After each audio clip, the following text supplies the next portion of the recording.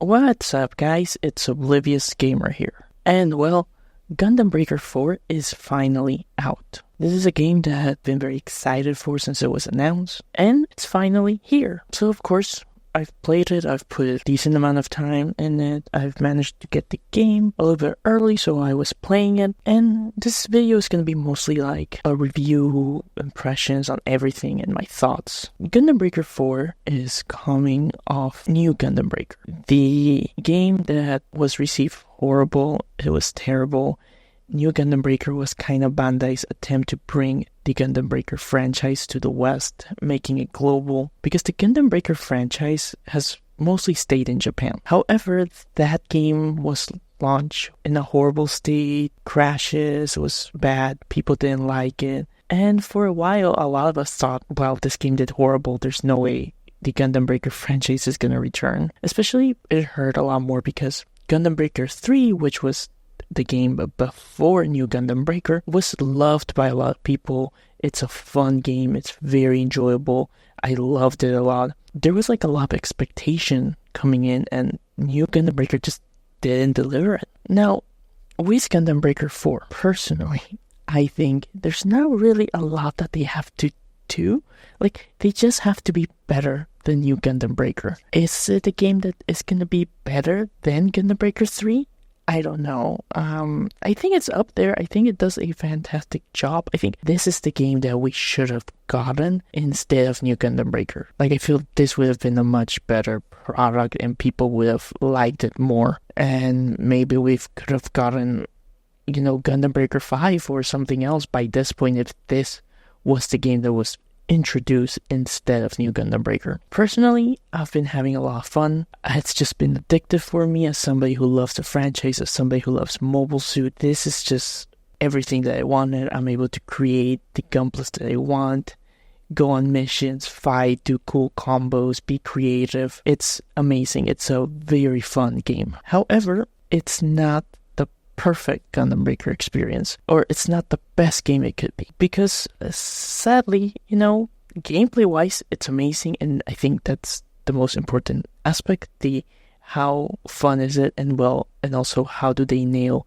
building the Gunplas, how creative can we be, which is they all nail that. But sadly, the game is carried by a mediocre to serviceable story. Gundam Breaker is not known for its story. Like, it's obvious. Like, you don't play Gundam Breaker because of the characters or because there's an intricate story. You play Gundam Breaker because you want to build Gunpla, you want to go on missions, fight, be creative, see what other people are doing.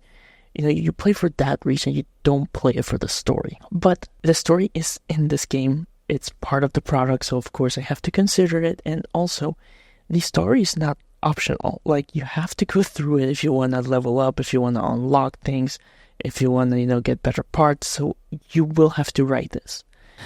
Basically, the story is you are this new player that joins GB4. You meet Tao, who claims to be an expert, and he's like, oh, I can help you out. And you guys eventually go on your first mission, and, you bond. Supposedly, eventually meeting a third character, which is Lin. You guys eventually decide to form a clan and decide to climb the ranks of GB4. Throughout the game, you're gonna meet a lot of, quirky and interesting in some sense characters. Like, you meet Mr. Gunpla, very quirky guy. You also eventually, meet new teammates for your clan.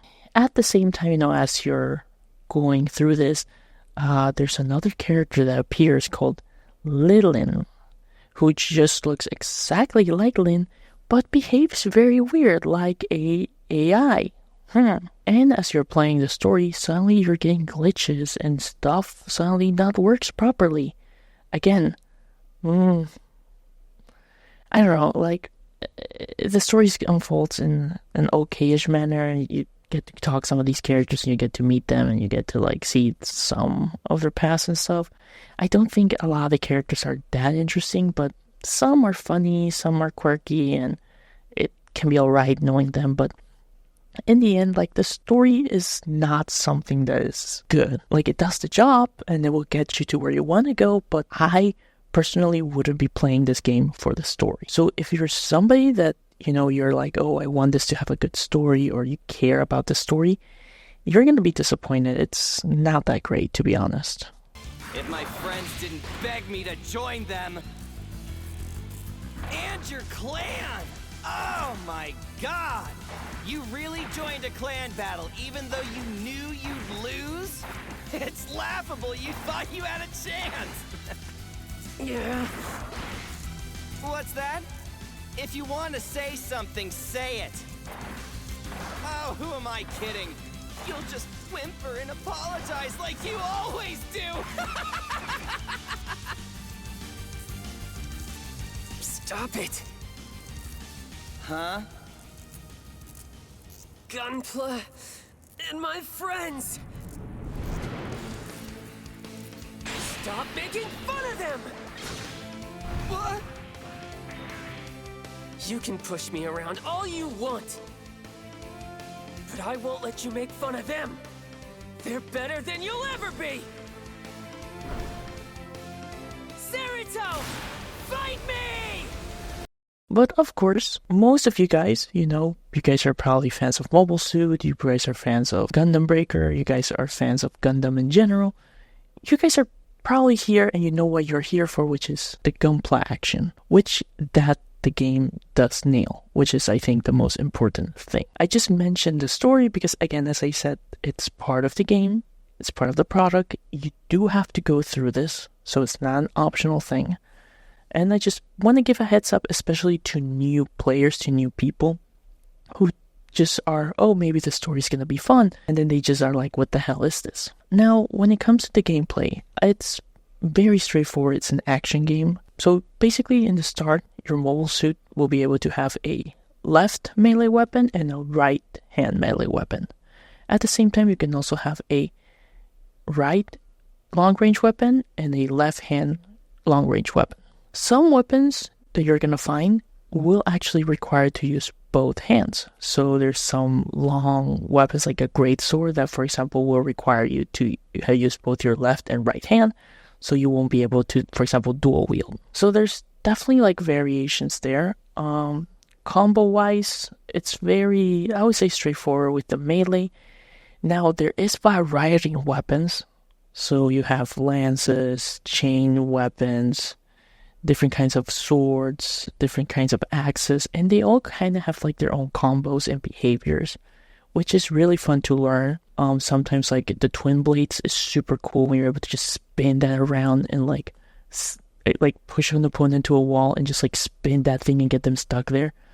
So there is definitely variety there, but I wouldn't say it's too crazy. Long range weapons also have like their own uniqueness. Some, for example, you're able to charge and like do a Jirobi, or some of them you're able to like charge and like fire multiple rounds. There is a bit of depth there, but I would say the depth, or like where you're going to be able to get quirky and crazy with the game and the combat, is with the EX skills and option skills. So in this game, you will have an EX skill, which you're able to have 4, and EX skills have costs. So you're able to have like a bar, and that bar is able to go up to 9, and you're able to use EX skills, and they have costs. They can be from 1 to 2 bars to 3 bars, and they're kind of like strong abilities.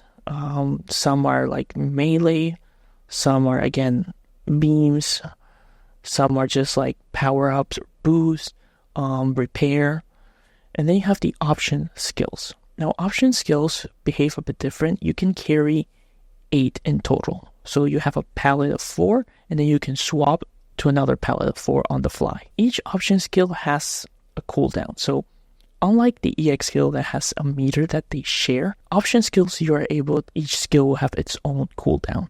And that's where, like, I think, doing combos is going to be fun, because using your option skills plus your melee combos plus your EX skills, and the way that the game behaves with the juggling system, and how you're able to just throw a mobile suit in the air and just juggle them, that's where, like, a lot of the fun, at least for me, comes from. Because, like, with the option skills, it varies where it can be. Again, they can be a short, like, combo with a melee weapon. It can be firing a specific Like, for example, double Gatling guns. You can fire your double Gatling guns. Missiles that are tracked. You can do shields. You can do different types of melee attack. Like there was this at the beginning of the game. I managed to get a part, the Maga no Ikutachi and the Maga no Shirahoku. So the Maga no Shirahoku is like claw that I throw. I'm able to either get close to the opponent or bring them close to me. And then I finish with the Maga no Ikutachi, which is like I lock them in and like absorb their energy and then like finish off with a kick. And when I kick them, they go in the air. So then I can, for example, combo with my Gatling guns, keep them in the air, jump, do another combo, and then throw them back. That's where the fun starts happening. When you are using your option skills and seeing how you can make them work in a combo, make them work on the fly, make them work on certain situations.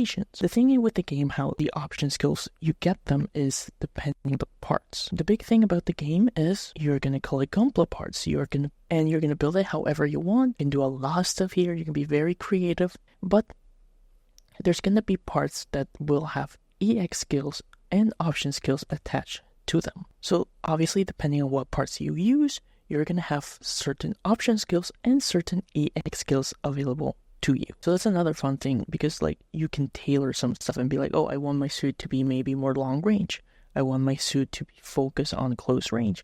And then you can start like seeing what works with you and then seeing like the EX skills and the option skills that the parts have. Another aspect to the building and, what can add to this is you're going to get access to what's called builder parts. So another thing is you are not just going to be able to unlock Gunpla, but you're going to unlock specific parts, especially when you do missions. These parts can range from just decorations to actual parts that can give you like option skills. For example, I use double Gatling guns. By using double Gatling guns, I get access to the option skills to use that weapon. I have like a missile launcher. I get the option skills to have a missile launcher. I have like a shield bits.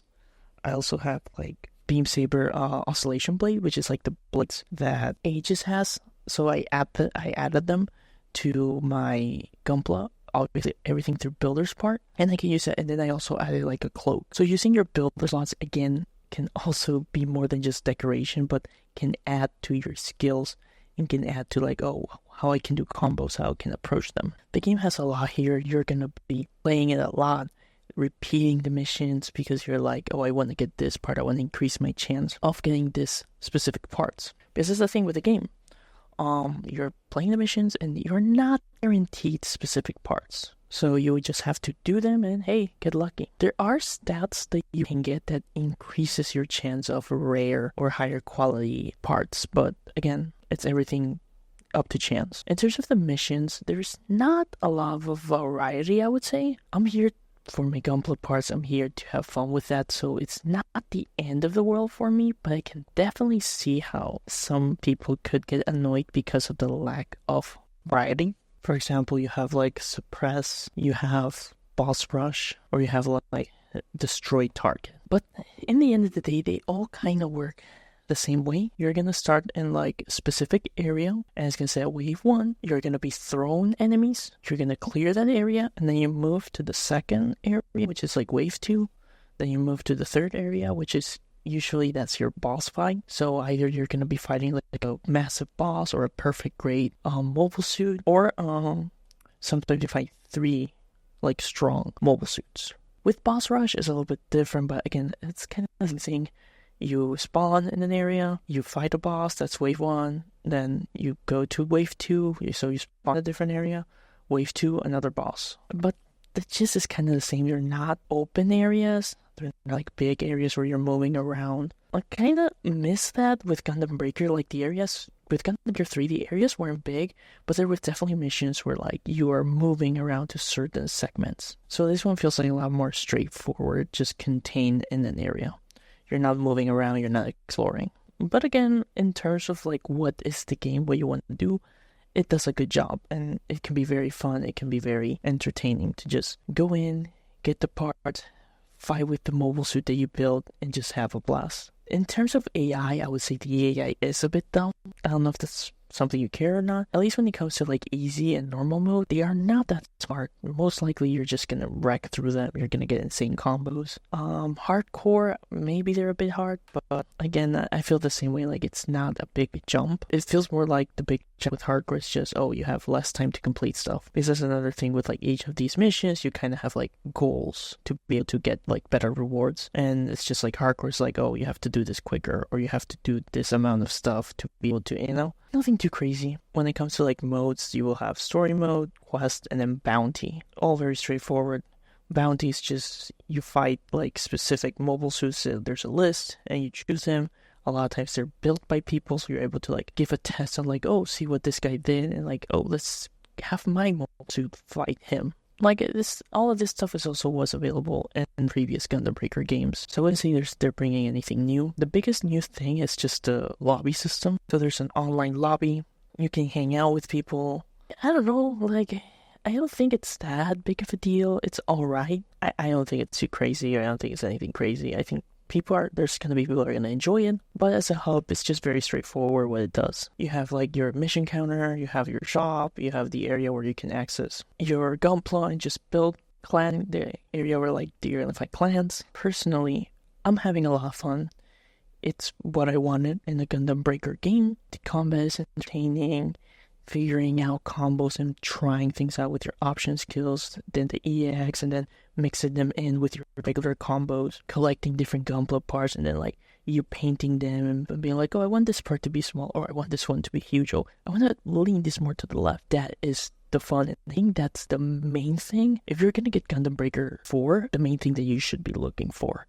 Because again, if you're coming for a story mode, it's disappointing. It's serviceable. It's not anything crazy. If you're coming for, I don't want to diss it too much, but like insane missions, or like, again, this is a game that knows what it wants to do and does the job. Especially, I feel it's more like trying to fix what they messed up with New Gundam Breaker. This is like a correction, and it's a right step in the right direction. So I think if you're a fan of Gundam, if you're a fan of Gundam Breaker, if you're interested in like Gunpla even, like, I would say this is definitely a game to give a shot and play it. I think you're gonna have a good time.